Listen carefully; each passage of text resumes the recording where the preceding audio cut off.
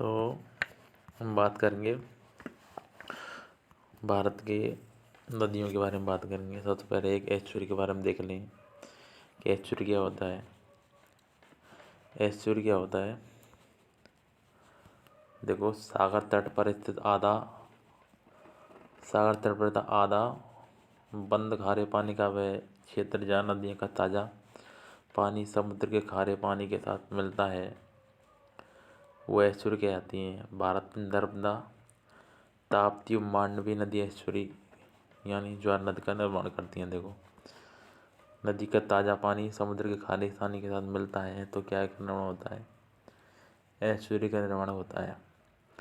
भारत की जो नर्मदा, ताप्ती, मांडवी नदी एस्चुरी का क्या करती हैं, निर्माण करती हैं। अब डेल्टा की बात करते हैं। देखो डेल्टा क्या होता है, नदियाँ जहाँ महासागर मिलती हैं उस जगह नदी द्वारा बहाकर लाई गई मिट्टी के कारण नदी की धारा कई धाराओं में बढ़ जाती है और त्रिभुजाकार क्षेत्र को डेल्टा कहा जाता है, जहाँ डेल्टा प्राय उपजाऊ मिट्टी का निर्माण होता है। गंगा, ब्रह्मपुत्र, महानदी, गोदावरी, कृष्णा डेल्टा का निर्माण करती हैं। देखो ये नदी आ रही है, ये जो नदी आ रही है ये समुद्र में मिलने से पहले कई धाराओं में बढ़ जाती है। तो इसके द्वारा जो मिट्टी लाई है तो वहाँ त्रिभुजाकार टीले बन जाते हैं और यहाँ जो मिट्टी होती है ये उपजाऊ मिट्टी होती है, इसलिए तो समुद्र के किनारे अच्छी पैदावार होती है। और ये जो कौन कौन सी नदी बनाती हैं, जैसे गंगा है, ब्रह्मपुत्र है, महानदी है, कृष्णा है, गोदावरी, ये क्या करती हैं, डेल्टा का निर्माण करती हैं। अब्बा तंत्र क्या होता है, अब्बा तंत्र क्या होता है, बहुत सारी नदियाँ आकर जहाँ एक स्थान पर मिल जाती हैं तो वो क्या होती हैं, बहुत सारी छोटी छोटी नदियाँ मिलकर एक नदी में मिलकर एक बड़ी नदी का निर्माण करती हैं और वो नदी आगे बढ़ती है तो ये क्या होता है, उसका अब्बा तंत्र होता है। इन छोटी छोटी नदियों को क्या कहते हैं हम, उसकी सहायक नदी कहते हैं। देखो क्या कहता है अब्बा तंत्र, देखो अब्बा तंत्र शब्द एक क्षेत्र नदी के तंत्र की व्याख्या करता है जिसमें अलग अलग दिशाओं की छोटी छोटी धाराएं आकर एक मुख्य धारा का निर्माण करती हैं। छोटी छोटी धाराओं को क्या कहते हैं, सहायक नदियाँ कहते हैं। सिंधु नदी के अब्बा तंत्र की हम बात करें, देखो भारत के अब्बा तंत्र क्या होते हैं, एक तो हिमालय अब्बा तंत्र की बात करेंगे हम। हिमालय अब्बा तंत्र की हम बात करेंगे, हिमालय में सिंधु, गंगा और ब्रह्मपुत्र की बात होगी। उसके बाद प्रायद्वीप भारत की बात करेंगे हम, नर्मदा, ताप्ती, महानदी, कृष्ण, गोदावरी, कृष्णा, कावेरी, ये प्रायद्वीप भारत की है और ये हिमालय की। हिमालय में हम बात करते हैं फिर सिंधु नदी की।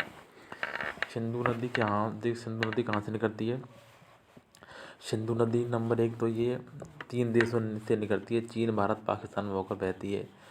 और सिंधु निकलती कहाँ से है, देखो चीन के तिब्बत जैसे मानसरोवर झील के निकट से इसका उद्गम होता है और उत्तर पश्चिम दिशाओं में बहती हुई ये नदी भारत के लद्दाख के दमचू के पास से भारत में प्रवेश करती है और आगे बहती हुई ये नदी गिलगित से होती हुई दर्दिस्तान के पास पाकिस्तान में प्रवेश करती है और कराची के पूर्व से होती हुई अरब सागर में मिल जाती है। ठीक है ना, देखो ये तिब्बत में मानसरोवर यहाँ से ये इसका उद्गम होता है। उसके बाद ये इधर आ जाती है कश्मीर की तरफ, कश्मीर में होते हुए पाकिस्तान में जाकर कहाँ मिल जाती है, पाकिस्तान में चली जाती है। ठीक है ना,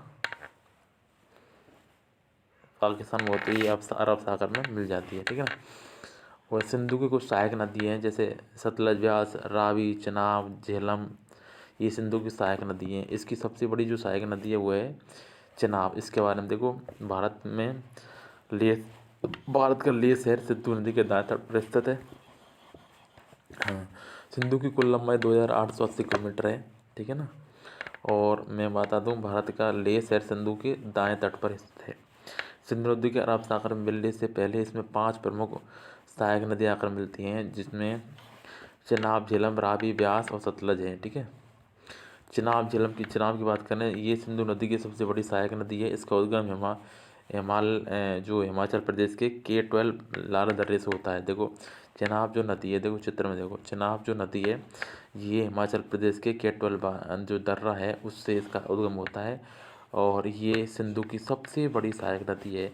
इस नदी में ही आकर जो बाकी जो नदी है ना, सतलज, ब्यास, रावी और झेलम, ये इसमें ही आकर मिलती हैं। देखो, और ये हिमाचल प्रदेश में इस नदी का निर्माण दो नदियों से मिलकर होता है, एक चंद्रा एक भागा, इसलिए हिमाचल प्रदेश में इसको चंद्रभागा नदी के नाम से जाना जाता है। यह नदी पाकिस्तान में जाकर सिंधु नदी से मिल जाती है, ठीक है। पाकिस्तान में जाकर ये सिंधु नदी से मिल जाती है, ठीक है ना।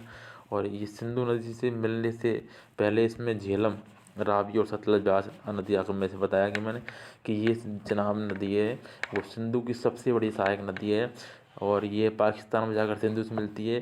सिंधु में जब मिलती है तो इससे पहले इसमें सतलज, ब्यास, रावी और झेलम, ये 4 नदियाँ और मिलती हैं इसमें। और सिंधु की दूसरी सहायक नदी की बात करते हैं, झेलम। ये झेलम नदी का उद्गम कश्मीर घाटी के वेरीनाग के निकट से होता है। ये नदी 170 भारत पाकिस्तान सीमा का निर्माण करती है ना। भारत, तो ये सवाल बहुत आता है कि भारत पाकिस्तान सीमा का निर्माण कौन सी नदी करती है, तो आपको क्या जवाब देना है कि वो झेलम नदी करती है। झेलम नदी भारत पाकिस्तान सीमा का निर्माण करती है। पाकिस्तान की जंग के निकट ये चेनाब नदी में मिल जाती है, चेनाब नदी में मिल जाती है। उसके बाद रावी की बात करते हैं। यह नदी, रावी देखो, ये नदी रोहतांग दर्रे से निकलकर कश्मीर और पंजाब होते हुए पाकिस्तान के जंग के निकट चेनाब में मिल जाती है, ठीक है ना। ये जो रावी है ये भी चेनाब में जाकर के मिल जाती है। रावी है जो चेनाब में जाकर के मिल जाती है। उसके बाद सतलज की बात है, ये तिब्बत के राक्षस साल से, देखो तिब्बत से एक तो सिंधु निकलती है, उसके बाद कौन सी रखती है, ये जो है सतलज है, ये भी कहाँ से निकलती है, तिब्बत के राक्षस साल से निकलती है। सिंधु के समांतर बहते हुए हिमाचल प्रदेश में प्रवेश करती है, आगे पंजाब होते हुए पाकिस्तान के बहावलपुर में ये चेनाब नदी में जाकर मिल जाती है। देखो, सिंधु के तिब्बत से इसका उद्गम हुआ किसका, सतलज का, और ये सिंधु के समांतर बहती हुई पाकिस्तान में जो बहावलपुर स्थान है वहाँ जा कर के ये चेनाब में मिल जाती है। चेनाब में मिलने के बाद ये, चेनाब जब मिलती है, चेनाब में मिलने के बाद ये कहाँ, सिंधु में मिल जाती है, ठीक है ना। ब्यास देखो, ब्यास का उद्गम रोहतांग दर्रे से निकली ब्यास नदी हिमाचल प्रदेश के कुल्लू घाटी में बहते हुए पंजाब के हरी के सतलज मिलती है, सतलज नदी से मिल जाती है। देखो, ये जो ब्यास नदी है यहाँ से ये सतलज नदी के साथ मिल जाती है, ठीक है ना। ये रोहतांग दर्रे से निकली हिमाचल प्रदेश के कुल्लू घाटी में बहते हुए, है ना। हिमाचल प्रदेश में कौन सी नदी है, ये ब्यास नदी है जो सतलज नदी के साथ मिल जाती है। अब सुनो, हरी के क्षेत्र में ब्यास और सतलज नदी के संगम के बाद कि वही देश की सबसे लंबी जो नहर इंदिरा गांधी निकलती है, जो पंजाब और राजस्थान से होकर गुजरती है, और राजस्थान में इसकी लंबाई 470 किलोमीटर है।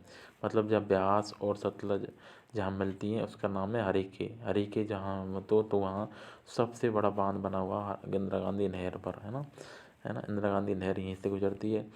ध्यान दीजिए, पाकिस्तान के भागलपुर में जब सतलज नदी चेनाब नदी मिलती है तो ये चेनाब में मिलकर पंचनद नदी का निर्माण करती है, और मतलब सिंधु नदी के मिलने से पहले 45 किलोमीटर तक ये 5 नदियाँ एक होकर आगे बढ़ती हैं। मतलब देखिए, कहने का मतलब ये है कि ये 5 नदियाँ हैं ना, सतलज, ब्यास, रावी, चेनाब, झेलम, ये चेनाब में मिल जाती हैं। मतलब ये 4 नदी चेनाब मिलती हैं, उसके बाद ये 45 किलोमीटर तक ये आगे चलते, उसके बाद ये आके सिंधु में मिलती हैं। देखो, सिंधु जल समझौता जो हुआ, भारत और पाकिस्तान के बीच में लड़ाई हो रही थी, तो इसमें 1960 में भारत और पाकिस्तान के बीच में एक संधि हुई। इस संधि के अनुसार ऊपर की 3 नदियाँ, जो 3 नदियाँ हैं, सिंधु, झेलम और चेनाब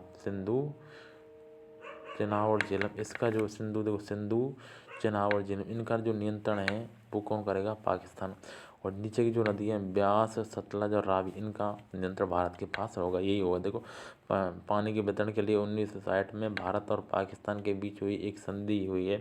इस समझौते के अनुसार 3 पूर्ण नदियाँ ब्यास, रावी और सतलज का नियंत्रण भारत को, और जबकि 3 पश्चिमी नदियाँ सिंधु, चेनाब और झेलम का नियंत्रण पाकिस्तान को दिया गया। ये आपका सिंधु जो है अब 72 कंप्लीट हुआ, ठीक है ना। ओके।